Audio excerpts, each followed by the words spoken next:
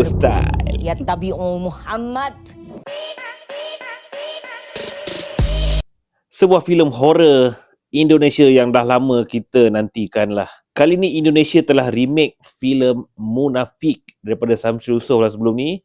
Dan dia dah keluar dia punya official teaser. Tanpa kita berlengahkan masa lagi, jom kita saksikan apa hasil dia. Let's go.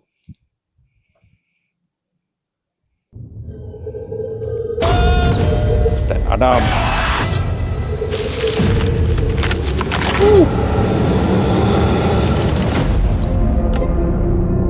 Komen banyak kan?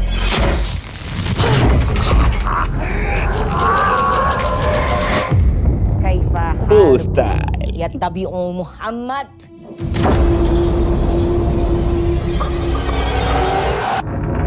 Cah. Man anta. Man anta.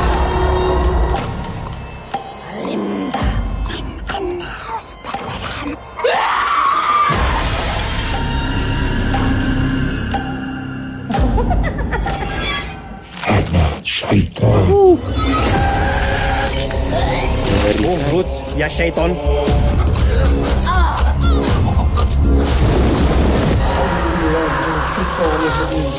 Wallahu ala kulli syai'in qadir. Bismillah ya Allah. Melawan iblis. September. Okey.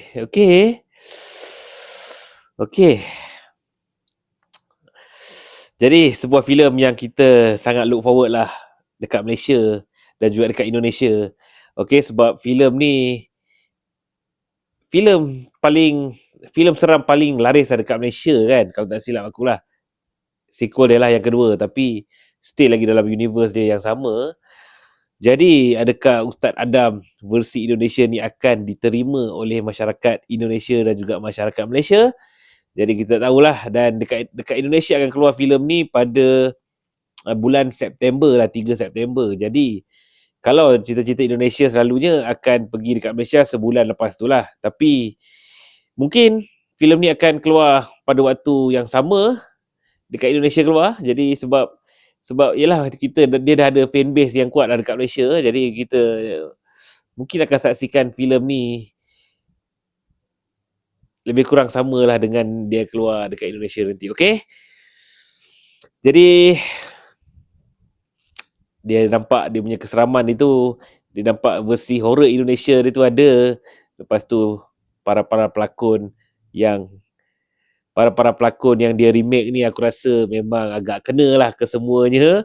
Okay, terutamanya Ustaz Adam ni memang aku rasa dia ada aura tu. Dan juga Acha Satriasa lah. Okay, cuma kita tengok nantilah macam mana Acha jadi Spiderman dekat dinding nanti. Jadi tak sabarlah untuk aku saksikan filem Munafik remake daripada Indonesia ni.